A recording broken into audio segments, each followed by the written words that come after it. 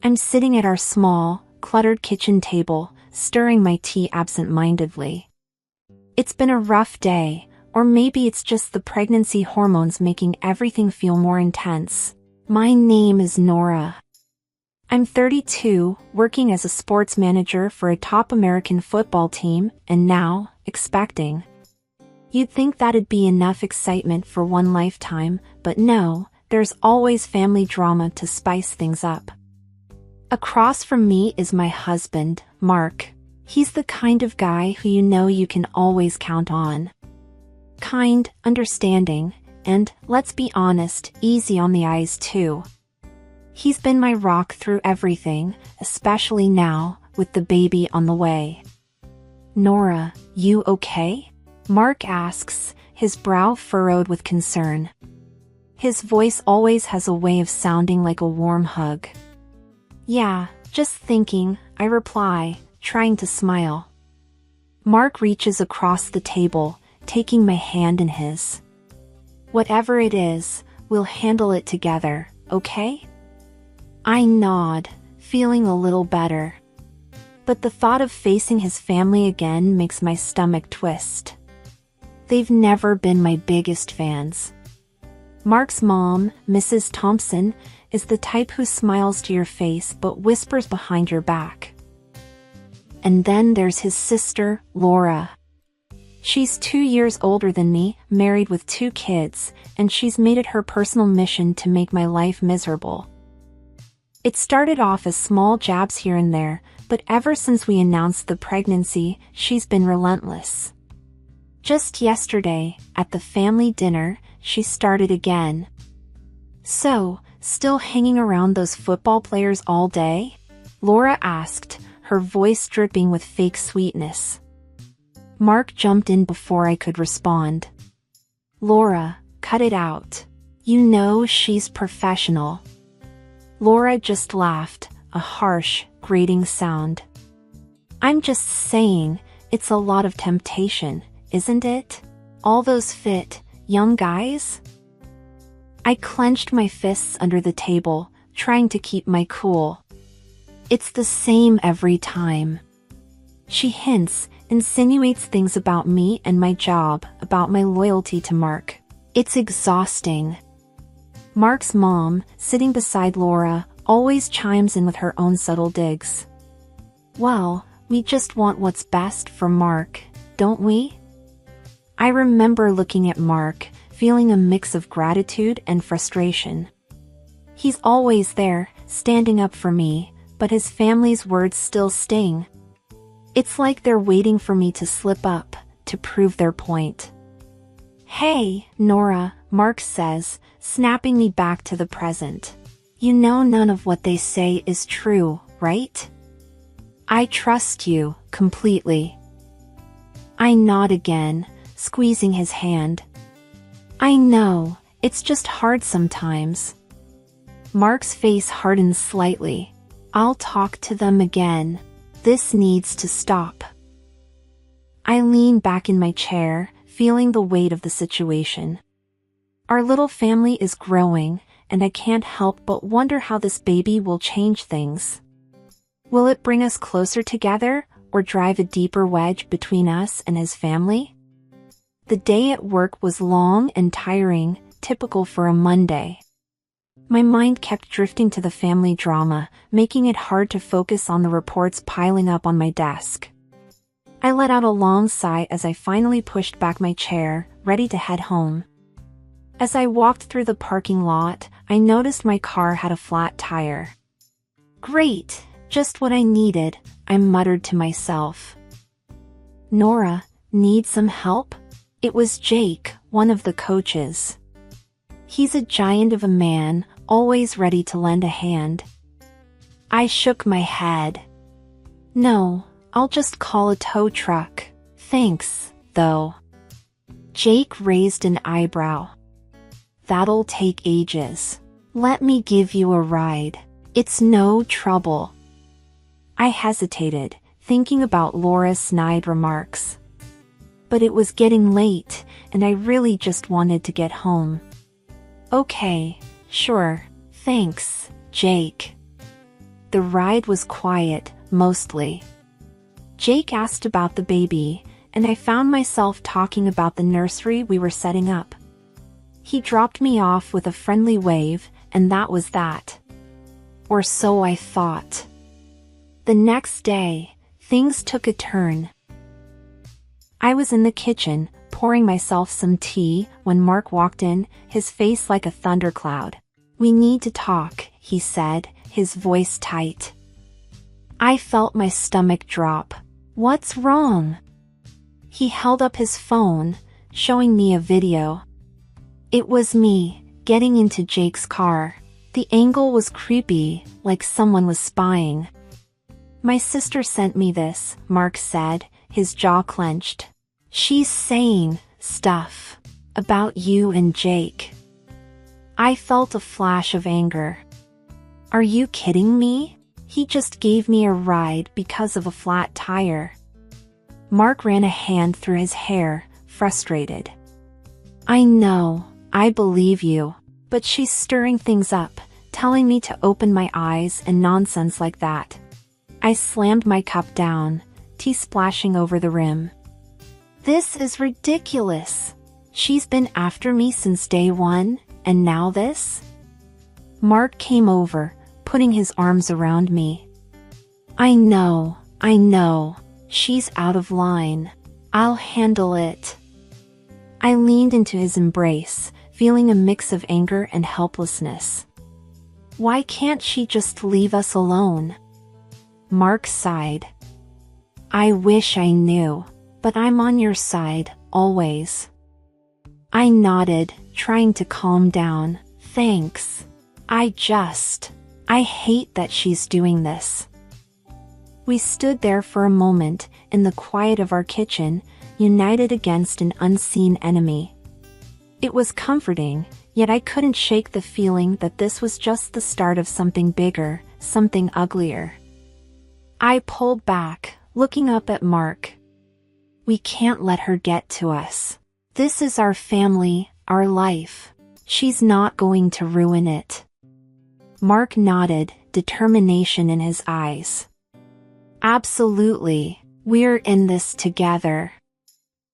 The days following the video incident felt like walking on eggshells. Every time my phone buzzed, my heart skipped a beat, half expecting another twisted message from Laura. It was like living under a microscope, with every move I made potentially being watched and judged.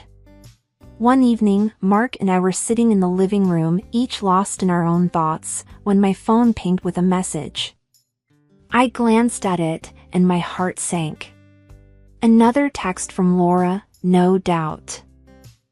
"Anything important?" Mark asked, noticing my expression. "Just a reminder about the team's meeting tomorrow," I lied, not wanting to stir up more drama. I couldn't tell him that Laura had sent a snarky message about being careful around the players. Mark nodded, but I could tell he was still tense. "You know, maybe you should talk to your boss about Laura's behavior. It's getting out of hand." I shook my head. "And say what? That my sister-in-law is spreading rumors?" "That'll sound great." Mark frowned. "Well, something needs to be done. This can't go on." I sighed, feeling the weight of the situation. "I know, but what can we do?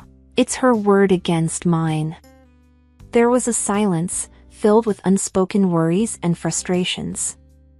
Then, Mark stood up abruptly. "I'm going for a walk, need to clear my head." I watched him go, feeling a mix of guilt and helplessness. This whole situation was putting a strain on us, and I hated it. The next day at work, I tried to focus, but Laura's words echoed in my mind, making it hard to concentrate.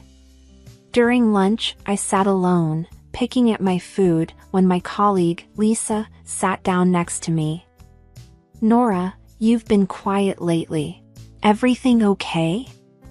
Lisa asked, her brow furrowed in concern. I forced a smile. "Yeah, just a lot on my mind." Lisa leaned in, her voice low. Is it about that video? I heard rumors. I felt a surge of anger and embarrassment. Who's spreading this nonsense? Lisa shrugged. I don't know, but it's around. You know how people talk. I put my fork down, my appetite gone. Great, just what I needed. Lisa put a reassuring hand on mine. Hey, we know you. Don't let idle gossip get to you. I nodded, but her words did little to ease my mind. The rumors, Laura's relentless jabs, it was all starting to take a toll on me. When I got home that day, Mark was already there, looking serious. We need to talk about Laura. I hung up my coat, bracing myself. What now? Mark hesitated. I think we should confront her, together. Show her we're united. I sighed, feeling a knot in my stomach. And then what? She's not going to stop, Mark. This is like a game to her. Mark's jaw tightened. Well, we can't just let her walk all over us. We have to stand up to her. I nodded, knowing he was right, but dreading the confrontation. Facing Laura meant opening ourselves up to more attacks, more scrutiny. But maybe Mark was right. Maybe standing up to her was the only way to end this. Okay, I said, trying to sound more confident than I felt. Let's do it. Let's confront her. Mark reached out, taking my hand. We're in this together, remember? I squeezed his hand, drawing strength from his support. Together, I echoed, knowing that whatever lay ahead, we'd face it side by side. The day of our son's celebration was a mix of joy and underlying tension. The house was filled with the laughter of friends and the coos of family members over our little bundle of joy. I tried to soak in the happiness, but part of me was on edge, waiting for the inevitable drama to unfold. As guests arrived with gifts and warm wishes, I noticed Laura walking in, a smirk playing on her lips. She held a small, neatly wrapped package, her eyes locked on mine. I felt Mark tense up beside me. Let's just get through this, I whispered to him, squeezing his hand. He nodded, giving me a reassuring smile. We've got this. The party went smoothly for a while, everyone cooing over the baby and enjoying the spread of food. Then came the time for opening gifts. My heart pounded as Laura stepped forward, her gift in hand. Here's something special from me, she said, handing me the package with a flourish. I unwrapped it, my hands shaking slightly. Inside was a certificate for a DNA paternity test from a well-known clinic. The room fell silent, the air thick with tension. Mark's face turned red with anger. What the hell, Laura? Laura shrugged, her smirk widening. Just a little family joke, if you've got nothing to hide. I felt a surge of anger and humiliation. Standing up, I faced her, my voice steady despite the turmoil inside. This isn't a joke, it's an insult. The guests shifted uncomfortably, their eyes darting between us. Mark stood up, his voice firm. You need to leave, now. Laura laughed, a harsh sound that echoed in the room. Oh, come on, Nora. Can't you take a joke? I held the certificate up, my decision made. Fine, we'll take your joke. We'll do the test, and then everyone will see how wrong you are. There were murmurs of surprise and approval from some of the guests. Laura's smile faltered, but she quickly regained her composure. Suit yourself, she said, turning on her heel and walking out. The rest of the party passed in a blur. Friends and family tried to be supportive, but the joy of the occasion had been tainted. Later, as Mark and I put the baby to bed, he wrapped his arms around me. "I'm sorry, Nora. I never thought she'd go this far." I leaned back against him, feeling drained. "It's not your fault, but we'll get through this together." Mark kissed the top of my head. "Always." The next day, we went to the clinic. The whole process felt surreal, like we were characters in some twisted drama. But we did it, for our family, for our peace of mind. Sitting at the kitchen table with the DNA test results in hand, confirming Mark as the father, a mix of relief and anger coursed through me. Mark, looking over my shoulder, let out a long, heavy sigh. "Well, that settles it," he said, his voice tinged with a mix of satisfaction and bitterness.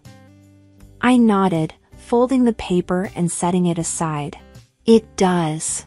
But it doesn't change what she did. How she made us feel." Mark sat down beside me, his expression hardening. "We can't let her get away with this. She's crossed a line." I looked at him, my mind racing with thoughts. "I have an idea. It's a bit, well, it's not exactly nice." Mark raised an eyebrow. "I'm listening." I took a deep breath. "Her birthday is coming up. What if we give her a taste of her own medicine? A DNA test for her family?" Mark's eyes widened. "Are you serious?" "Dead serious," I replied, feeling a surge of determination. "She needs to understand how it feels." Mark considered it for a moment, then nodded slowly. "All right, if that's what you think is best. But are you prepared for the fallout?" I shrugged. "After everything she's done?" "Yes, I am." The next few weeks passed in a blur of planning and anticipation. Mark was supportive, though I could tell he was worried about how far this might go. But I was resolute. Laura had to learn her lesson. Finally, Laura's birthday arrived. We were at her house, a crowd of family and friends gathered to celebrate. I could feel the weight of the gift in my purse, a small box wrapped in bright paper. As we all gathered around for the gift giving, my heart pounded in my chest. Laura opened gifts from others, laughing and thanking them. Then it was our turn. I handed her the gift. "Happy birthday, Laura." She tore open the paper, her smile faltering as she saw what was inside. A DNA test kit, just like the one she had given us. Her smile vanished, replaced by a look of shock and anger. "What is this? Some kind of joke, Nora?" "No joke," I said, my voice firm. "Just returning the favor." The room fell silent, everyone looking at us. Laura's face turned red, then white. "This is sick," she hissed. "You're sick." I met her gaze, unflinching. "Now you know how it feels." Mark put a hand on my shoulder, a silent show of support.